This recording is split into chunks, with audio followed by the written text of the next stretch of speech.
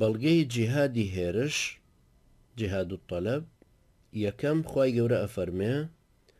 فاقتلوا المشركين حيث وجدتموهم وخذوهم واحصروهم واقعدوا لهم كل مرصد فإن تابوا وأقاموا الصلاة وآتوا الزكاة فخلوا سبيلهم إن الله غفور رحيم.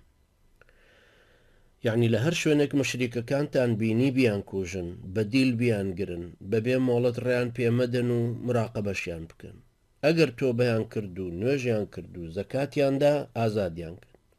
بەڕەڵایان کرد خوای گەورەش لێخۆش بوو بە بەزەییە.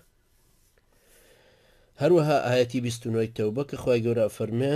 قاتلوا الذين لا يؤمنون بالله ولا باليوم الآخر ولا يحرمون ما حرم الله ورسوله ولا يدينون دين الحق من الذين أوتوا الكتاب حتى يعطوا الجزية عن يد وهم صاغرون.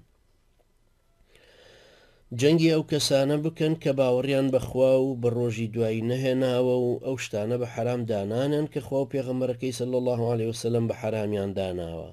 ئەوانەی کە ڕێبازی ئەم دینە حەقە ناگرنە بەر لەوانەی خاوەن پەیامی ئاسمانین تا بە زەلیلی و ملشۆڕی ناچارە بن جزیەکە بدەن. دیارە کە خوای پەروەردگار فەرمانی بە جەنگ بەرپاکردن بەرامبەریان داوە، هەروەها گەمارۆدان و ناچارکردنی تەسلیم بوونیان بە دینەکە و مراقەبەکردن و چاودێریکردنیان ئەمانەش هەمووی ئاەتی محکەمن و حکمەکانیان نەسڕراونەتەوە و پێغەمبەری خوای صلی الله عليه وسلم تا کۆتایی ژیانی پیرۆزی پەیڕەوی کردوون و یاوەران و شوێنکەوتوەکانیشیان هەروەها بەو شێوەیە لەسەری ڕۆیشتوون. ئاوا خوای گەورە ئیرادەی وابوو کە مسلمانانی کرد بە دەسەڵاتداری ڕۆژهەڵات و ڕۆژئاوای سەرزەمینی ئەو زەمانە. پێغەمبەری خوا صلی الله عليه وسلم لە حديث متفق عليه أفرمي أمرت أن أقاتل الناس حتى يشهدوا أن لا إله إلا الله وأن محمدا رسول الله ويقيموا الصلاة ويؤتوا الزكاة فإذا فعلوا ذلك عصموا مني دماءهم وأموالهم إلا بحق الإسلام وحسابهم على الله تعالى. هروها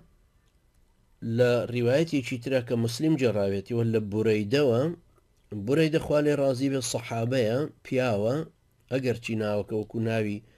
مێینەیە بەڵام وەکو طەلحە و معاویە و ئەوانەیە کە ئەو تائیان لەسرە بۆرەی دەشوەهایە ئەجێڕێتەوە کە پێغەمبەری خوا عەلەیهی الصلاة والسلام كان رسول الله صلى الله عليه وسلم إذا أمر أميرا على جيش أو سرية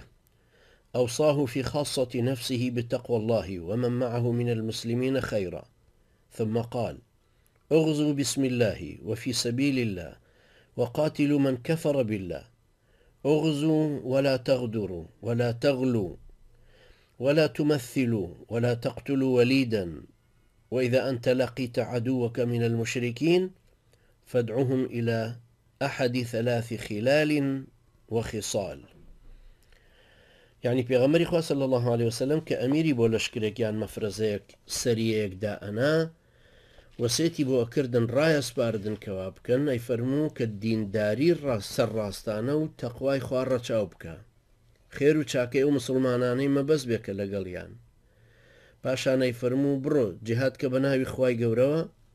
ئەوی باوەڕی بەخوا نەهێنا جەنگی لەگەڵا بکە جیهاد بکەن غەش مەکەن غەدر و دەستدرێژی مەکەن لاشە مەشێوێنن مناڵ مەکوژن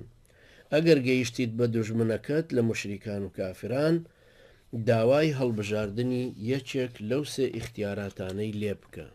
سێ ئیختیارانەکانش دیارە کە داوای مسلمان بوونە یان جزیەدانە کە لەسەر وەزعی خوانەمێنەوە و سیستمی ئیسلامی قوبوڵەکەن یان شەڕکردنە هەتاکو و تەرەفێک لەم تەرەفانە زاڵە بێ و دەستنیم بە مەرجی ئەوی ترە بێ یا ئەکشێنەوە دواوە. دەقەکان هەمووی ئاشکرا و ڕاشکاوانە ئەوە ڕوونەکەنەوە کە لەشکری مسلمانان ئەچێتە سەر کافران و لە ناوچەی خۆیانان ئەمەش جیهاد الطەلەبە واتە جیهادی هێرشکردن.